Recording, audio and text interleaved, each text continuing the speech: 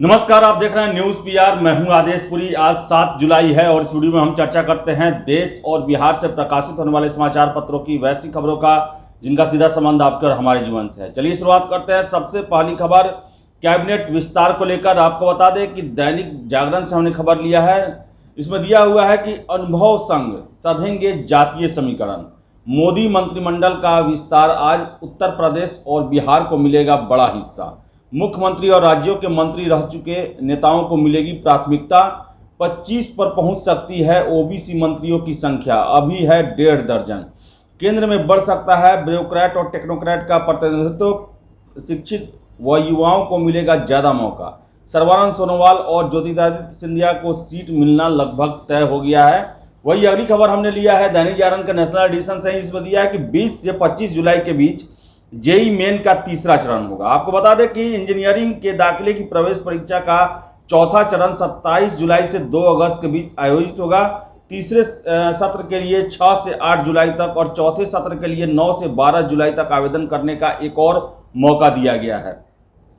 वही अगली खबर भी दैनिक जागरण से। स्पष्ट निर्देश संग आए ट्विटर, नहीं तो बढ़ेगी मुश्किलें। दिल्ली हाईकोर्ट ने कहा, जब तक चाहे समय नहीं ले सकता ट्विटर। ट्विटर ने माना नहीं किया आईटी नियमों का अनुपालन और ट्विटर की मुश्किलें जो हैं वो भारत में बढ़ सकती हैं।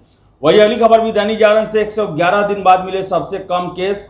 राहत की बात है कि पिछले 24 घंटों में 34,000 मामले सामने आए हैं और 553 लोगों की मौत कोरोना के कारण हो गई है। वही अगर हम देश में बात करें तो रिकवरी रेट जो है 97.17% है और पॉजिटिविटी रेट जो है वो 2.11% है। वही मृत्यु दर 1.32% है। वही अगली खबर भी दैनिक जागरण के नेशनल एडिशन से हमने लिया है। 8 महीने बाद जीएसटी संग्रह की रकम 1 लाख करोड़ रुपए से कम इस बार हुई है। इसके बावजूद पहली तिमाही संग्रह पिछले 2 वर्षों की समान अवधि से अधिक है।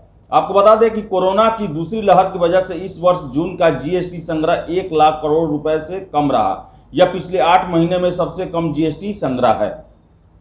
वही अगली खबर भी हमने लिया है दैनिक जागरण के नेशनल एडिशन से। इसमें दिया हुआ है कि फेसबुक, ट्विटर और गूगल ने दी हांगकांग छोड़ने की धमकी।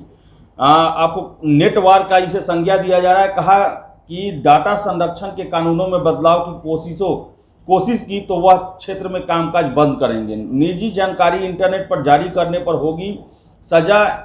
$1,28,000 जुर्माना लगाने का विचार जारी। तो बताएं आपको कि वहां पर नियमों को कड़ा किया जा रहा है और इससे जो है फेसबुक, ट्विटर और गूगल ने हांगकांग छोड़ने की धमकी तक दे डाली है।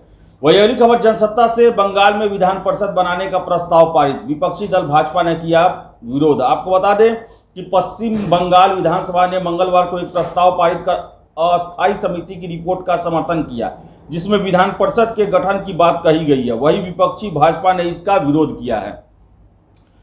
अगली खबर हमने लिया जनसत्ता से। इसमें दिया है कि 90 जिलों में 80% मामले दर्ज किए जा रहे हैं। स्वास्थ्य मंत्रालय। आपको बता दें कि देश में प्रतिदिन दर्ज किए जाने वाले कोरोना विषाणु संक्रमण के 80% मामले 90 जिलों में सामने आ रहे हैं। इन जिलों में 15 महाराष्ट्र और 15 गुजरात के जिले शामिल है। केंद्रीय स्वास्थ्य मंत्रालय की ओर से मंगलवार को यह जानकारी उपलब्ध कराई गई। वही अगली खबर हिंदुस्तान से हमने लिया। इसमें दिया है कि सरकारी भर्ती के लिए पहली सीईटी अगले साल होगी। आपको बता दें कि केंद्रीय मंत्री जितेंद्र सिंह ने परीक्षा की जानकारी दी। इस वर्ष के अंत में शुरू होनी थी सीईटी के जरिए भर्ती, जिसमें आप एक एग्जाम देंगे और उसके हिसाब से आप हर एक पदों के लिए काउंसलिंग में जाएंगे और उसी के अनुसार से आपका भर्ती होगा। अगली खबर हमने प्रभात खबर से लिया है। इसमें दिया कि अफगानिस्तान से अपने नागरिकों को निकालेगा भारत। हालात खराब, 4 में से 2 दूतावास बंद हो गए हैं। आपको बता दें कि अमेरिकी और नाटो सेना के अफगानिस्तान छोड़ने के बाद तालिबान द्वारा अफगानिस्तान के क्षेत्रों पर कब्जा किया जा रहा है और इसी डर को देखते हुए, आतंक की स्थिति को देखते हुए भारत ने अपने लोगों को वहां से निकालना शुरू कर दिया और 4 में से 2 दूतावास जो है वो बंद भी कर दिए हैं। वही अगली खबर हमने लिया है हिंदुस्तान से। हालांकि ये खबर जो है आज पटना के सभी समाचार पत्रों में काफ़ी प्रमुखता से छपा हुआ है, जो कि है अब हर दिन खोली जाएं दुकानें। ये रिक्वेस्ट है जो कि उप मुख्यमंत्री तारकिशोर प्रसाद से किया गया है। और आपको बताएं कि जदयू ट्रेडर्स प्रकोष्ठ के उपाध्यक्ष संजीव श्रीवास्तव द्वारा ये मांग की गई है और उप मुख्यमंत्री से ये रिक्वेस्ट किया गया है कि अब सप्ताह में 5 दिन दुकानें खोली जाए या प्रतिदिन खोली जाए, चलिए आपको हम पूरी खबर बताते हैं। कोविड-19 को देखते हुए विभिन्न श्रेणी की दुकानों को एक दिन बीच लगाकर खोलने की अनुमति नई गाइडलाइन में दी गई है। हालांकि उद्योग संघों ने प्रतिदिन या कम से कम सप्ताह में 5 दिन दुकानों को खोलने की मांग की है। तर्क दिया गया है कि कोरोना अब नियंत्रण में है, साथ ही महामारी के कारण व्यापारियों को भारी नुकसान हुआ है। तो एक प्रतिनिधि मंडल जो है वो मिलने गया, जो कि संजीव श्रीवास्तव जो कि पृथ्वीराज कंस्ट्रक्शन के सीएमडी भी हैं, उन्होंने उप मुख्यमंत्री तारकिशोर प्रसाद से ये रिक्वेस्ट किया कि 5 दिन सप्ताह में कम से कम या प्रतिदिन जो दुकानें हैं उन्हें खोलने का मौका दिया जाए, क्योंकि व्यापार को बहुत ज़्यादा प्रॉब्लम हुआ है, घाटा में चल रहा है और कई व्यापारी हैं जिनकी स्थिति बहुत ज़्यादा खराब हो गई है कोरोना काल को देखते हुए। तो ऐसे में अब कोरोना की स्थितियां जो हैं वो काबू में हो गई है और व्यापारी सारे उपबंध जो कि कोरोना रोकने के लिए किए गए हैं उसको पालन करते हैं और करेंगे, और इसके लिए उन्हें सप्ताह में सभी दिन दुकानें खोलने का अनुमति दी जाए। वही अगली खबर हमने लिया हिंदुस्तान से। जनता के दरबार में मुख्यमंत्री कार्यक्रम 12 से। आपको बता दें कि मुख्यमंत्री नीतीश कुमार फिर से जनता दरबार शुरू करने जा रहे हैं और 5 साल बाद ये कार्यक्रम शुरू होगा। 241 कार्यक्रम हुए 10 सालों में, 2,77,249 मामलों का निष्पादन हुआ था और 12 तारीख से फिर से मुख्यमंत्री नीतीश कुमार जनता के सामने होंगे, उनकी प्रॉब्लम्स दिक्कतों को समझेंगे और निराकरण करेंगे।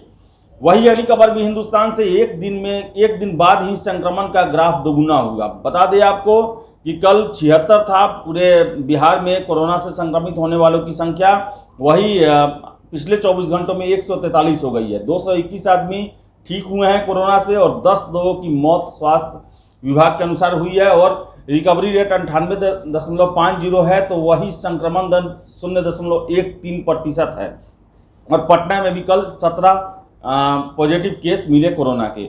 वही अगली खबर हमने लिया है हिंदुस्तान से। इसमें दिया है कि बिहार के 3 जिलों में 0 और 6 में 100 से कम टीके लगे। बिहार में कोरोना टीकों की कमी का असर भी टीकाकरण अभियान पर दिखने लगा है, जबकि टीकाकरण महाअभियान के तहत 6 महीने में 6 करोड़ लोगों को टीका लगाया जाने वाला है।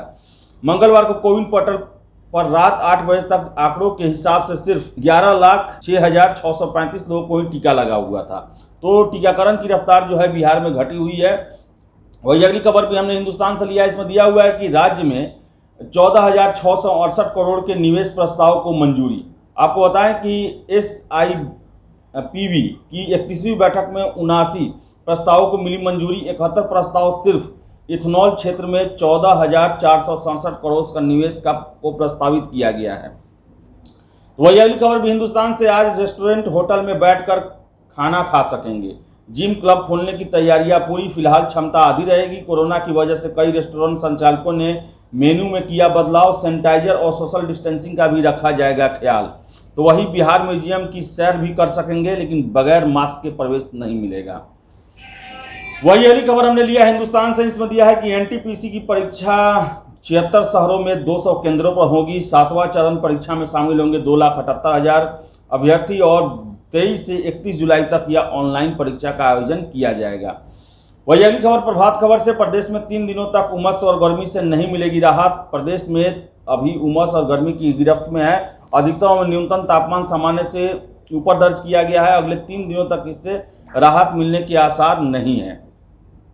वही अगली खबर भी प्रभात खबर से। वर्ग 1 से 5 में 495 शिक्षक अभ्यर्थियों की नौकरी पक्की। आज 113 नियोजन इकाइयों में 1350 पदों के लिए काउंसलिंग का आयोजन होगा और इसके बारे में विस्तृत जानकारी जो है पेपर में दिया हुआ है।